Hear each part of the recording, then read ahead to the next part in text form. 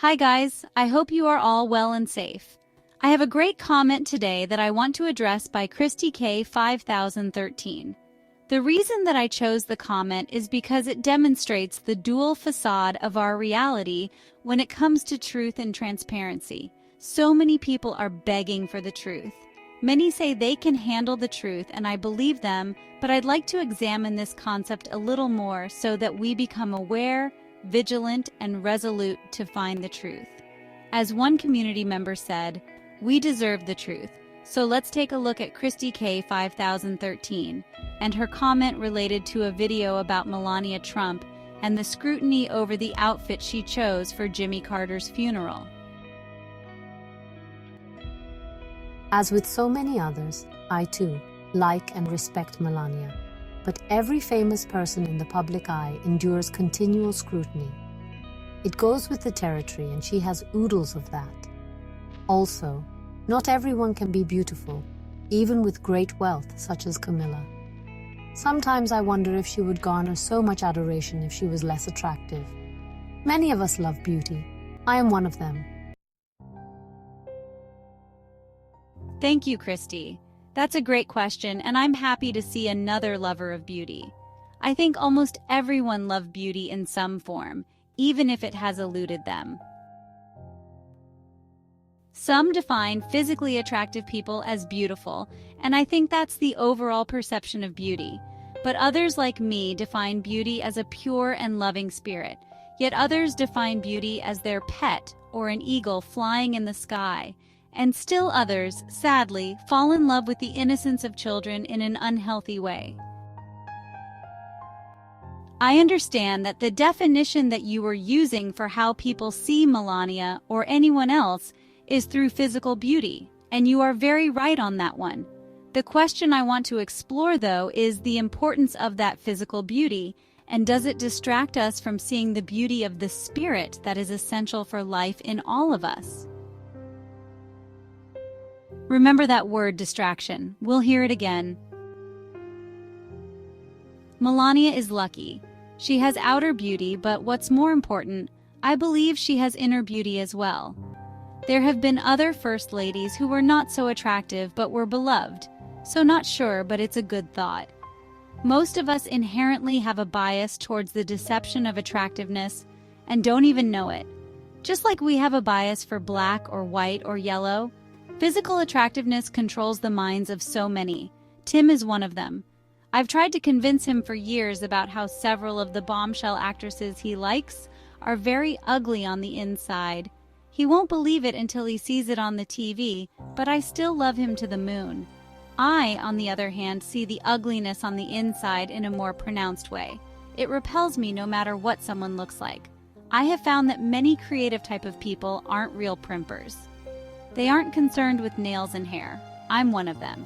It takes all types, and I found that physical beauty has nothing to do with inner beauty. One can be beautiful outside and beautiful inside, like Melania. Those are the rare gems. I applaud her for the gentle and selfless woman that she has evolved into. Regarding the notion that everyone in the public eye endures continual scrutiny, I think you are right here also. However, despite the scrutiny of many, the truth about the darkest secrets is protected. It is an open secret in many circles, and it goes way beyond Diddy and Epstein. There are thousands of such organizations. It's massive, it's worldwide, and our children have suffered severely. The many notable people involved in this darkness may receive scrutiny, but it only serves as a misdirection from the sanctioned and deliberate lack of scrutiny where it should be. We live in a world where the notion of a dual facade is more than just a metaphor. It's a reality that shapes our perceptions of those in the public eye. On the surface, famous individuals are subject to the kind of scrutiny that most of us could never imagine. Their lives are an open book, or at least appear to be, with every detail under the spotlight, from their tax returns to their personal relationships. This first facade, the one we all see, is a carefully crafted narrative where celebrities, politicians, and public figures are held accountable for their financial dealings, public actions, and even their moral choices. This facade serves a purpose. It provides a sense of transparency, an illusion that we, the public, can peer behind the curtains of fame and power, making judgments about right and wrong. When we hear of a celebrity's tax evasion or public scandal, we feel a sense of justice. This is the side of the facade we are meant to engage with. We can relate. It reminds us that the world of the rich and famous is not always so rosy as we are seeing with these LA fires, but that's another video. But here lies the catch. This first facade isn't just a reflection of truth, it's a distraction. Behind this visible, glossy layer of public accountability lies a second, far darker facade, one that is far more difficult to see but nonetheless operates in plain sight. While the world is transfixed by the headlines about taxes and misconduct, another form of power, which is the real engine driving many of these public figures, operates in the shadows. This darker facade involves compromises of your integrity and beliefs, hidden networks, and deals made in rooms where the light never touches. It's a system of influence that goes beyond what is publicly declared, touching on areas that most of us wouldn't dare to ask about, such as hidden associations with powerful elites, the underworld of money laundering, blackmail, trafficking, organ harvesting, and worse. These are not the scandals that make it into the mainstream news cycle.